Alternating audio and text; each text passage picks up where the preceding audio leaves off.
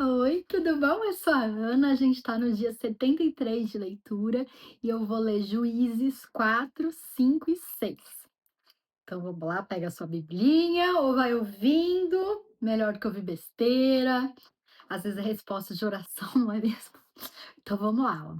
Ah, e curte o vídeo, deixa um comentário para mim, ativa o sininho, que todo dia eu posto um vídeo da minha leitura que eu tô lendo em tempo real.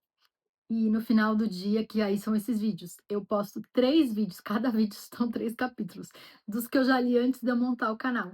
Então, eu tô gravando para postar outro dia, tá bom? Então tá bom. Então vamos lá. Juízes 4. Débora. Depois da morte de Eude, mais uma vez os israelitas fizeram o que o Senhor reprova. Assim o Senhor os entregou nas mãos de Jabim, rei de Canaã, que reinava em Azor. O comandante do seu exército era Cícera, que habitava em Arosete Agoim. Os israelitas clamaram ao Senhor porque Jabim, que tinha 900 carros de ferro, os havia oprimido cruelmente durante 20 anos. Débora, uma profetisa, mulher de Lapidote, liderava Israel naquela época. Ela se sentava debaixo da tamareira de Débora, entre Ramá e Betel nos montes de Efraim, e os israelitas a procuravam para que ela decidisse as suas questões. Débora mandou chamar Baraque, filho de Abinoão, de Quedes, em Naftali, e lhes disse: O Senhor, o Deus de Israel, lhe ordena que reúna 10.000 homens de Naftali e Zebulon e vá ao Monte Tabor. Ele fará que Cícera, o comandante dos exércitos de Jabim, vá atacá-lo com seus carros de guerra e tropas, junto ao rio Quizon, e os entregará em suas mãos. Baraque disse a ela: Se você for comigo, irei, mas se não for, não irei. Respondeu Débora: Está bem, irei com você, mas saiba que, por causa do seu modo de agir, a honra não será sua, porque o Senhor entregará Cícera nas mãos de uma mulher. Então Débora foi a Quedes com Baraque, onde ele convocou Zebulon e Naftali. 10.000 homens o seguiram e Débora também foi com ele. Ora, o queneu Eber se havia separado dos outros queneus, descendentes de Obabe, sogro de Moisés, e tinha armado sua tenda junto ao carvalho de Zanim, perto de Quedes. Quando disseram a Cícera que Baraque, filho de Abinoão, tinha subido o monte Tabor, Cícera reuniu seus 900 carros de ferro e todos os seus soldados de Arós, Sete, Agoim, ao rio Quizon. E Débora disse também a Baraque: Vá, este é o dia em que o Senhor entregou Cícera em suas mãos. O Senhor está indo à sua frente. Então Baraque desceu o monte Tabor, seguido por 10.000 homens. Diante do avanço de Baraque, o Senhor derrotou Cícera e todos os seus carros de guerra e o seu exército ao fio da espada. E Cícera desceu do seu carro e fugiu a pé. Baraque perseguiu os carros de guerra e o exército até Arosete Agoim. Todo o exército de Cícera caiu ao fio da espada, não sobrou um só homem. Cícera, porém, fugiu a pé para a tenda de Jael, mulher do queneu Eber, pois havia paz entre Jabim, rei de Azor, e o clã de queneu Eber. Jael saiu ao encontro de Cícera e o convidou: Venha, entra na minha tenda, meu senhor, não tenha medo. Ele entrou e ela o cobriu com um pano. Estou com sede, disse ele. Por favor, dê-me um pouco de água. Ela abriu uma vasilha de leite feita de couro, deu-lhe de beber e tornou a cobri-lo. E Cícera disse à mulher: Fique à entrada da tenda. Se alguém passar e perguntar se há alguém aqui, responda que não. Entretanto, Jael, mulher de Eber, apanhou uma estaca da tenda e um martelo e aproximou-se silenciosamente, enquanto ele, exausto, dormia um sono profundo, e cravou-lhe a estaca na têmpora até penetrar o chão e ele morreu. Baraque passou à procura de Cícera e Jael saiu ao seu encontro. Venha, disse ela. Eu lhe mostrarei o homem que você está procurando. E entrando ele na tenda, viu ali caído Cícera, morto, com a estaca atravessada nas têmporas. Naquele dia, Deus subjugou Jabim, o rei cananeu, perante os israelitas. E os israelitas atacaram cada vez mais a Jabim, o rei cananeu, até que eles o destruíram. Agora, Juízes 5. O cântico de Débora. Naquele dia, Débora e Baraque, filho de Abinoão, entoaram este cântico. Consagrem-se para a guerra os chefes de Israel. Voluntariamente o povo se apresenta. Louvem o Senhor. Ouçam, ó reis, governantes, escutem. Cantarei ao Senhor, cantarei. Comporei músicas ao Senhor, o Deus de Israel. Ó Senhor, quando saíste de Seir, quando marchaste desde os campos de Edom, a terra estremeceu, os céus gotejaram, as nuvens despejaram água. Os montes tremeram perante o Senhor, o Deus do Sinai, perante o Senhor, o Deus de Israel. Nos dias de Sangar, filho de Anate, nos dias de Jael, as estradas estavam desertas, os que viajavam seguiam caminhos tortuosos. Já tinham desistido os camponeses de Israel, já tinham desistido até que eu, Débora, me levantei. Levantou-se uma mão em Israel. Quando escolheram novos deuses, a guerra chegou às portas, e não se via um só escudo ou lança entre 40.000 de Israel. Meu coração está com os comandantes de Israel, com os voluntários dentre o povo. Louvem o Senhor. Vocês que cavalgam em brancos jumentos, que se assentam em ricos tapetes, que caminham pela estrada, considerem. Mais alto que a voz dos que distribuem água junto aos bebedouros, recitem-se os justos feitos do Senhor, os justos feitos em favor dos camponeses de Israel. Então o povo do Senhor desceu às portas. Desperte, Débora, desperte, desperte, desperte, rompem cânticos. Levante-se, Baraque, leve presos os seus prisioneiros, ó filho de Abinoão. Então desceram os restantes e foram aos nobres. O povo do Senhor veio a mim contra os poderosos. Alguns vieram de Efraim, das raízes de Amalaque. Benjamim estava com o povo que seguiu você. De Maqui desceram comandantes, de Zebulon os que levaram a vara de oficial. Os líderes de Issacar estavam com Débora. Sim, Issacar também estava com Baraque, apressando-se após ele até o vale. Nas divisões de Ruben, houve muita inquietação. Porque vocês permaneceram entre as fogueiras a ouvir o balido dos rebanhos? Nas divisões de Ruben houve muita indecisão. Gileade permaneceu do outro lado do Jordão e Dan, porque se deteve junto aos navios. Asser permaneceu no litoral e em suas enseadas ficou. O povo de Zebulon arriscou a vida como fez Naphtali, nas altas regiões do campo. Vieram reis e lutaram, os reis de Canaã lutaram em Taanaque, junto às águas de Megido, mas não levaram prata alguma, despojo algum.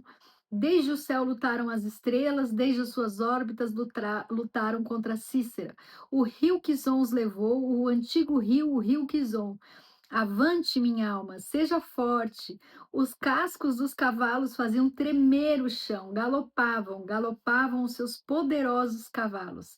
Amaldiçoem Meroz, disse o anjo do Senhor. Amaldiçoem o seu povo, pois não vieram ajudar o Senhor contra os poderosos. Que Jael seja a mais bendita das mulheres, Jael, mulher de Éber, o queneu, seja ela bendita entre as mulheres que habitam em tendas. Ele pediu água e ela lhe deu leite, numa tigela digna de príncipes, trouxe-lhe coalhada. Ela estendeu a mão e apanhou a estaca da tenda, e com a mão direita o martelo do trabalhador. Golpeou Cícero, esmigalhou sua cabeça, esmagou e transpassou suas têmporas. Aos seus pés ele se curvou, caiu e ali ficou prostrado. Aos seus pés ele se curvou e caiu, onde caiu ali ficou, morto. Pela janela olhava a mãe de Cícera atrás da grade, ela exclamava: Por que o seu carro se demora tanto? Por que custa chegar o ruído dos seus carros? As mais sábias de suas damas respondiam e ela continuava falando consigo mesma: Estarão achando e repartindo os despojos?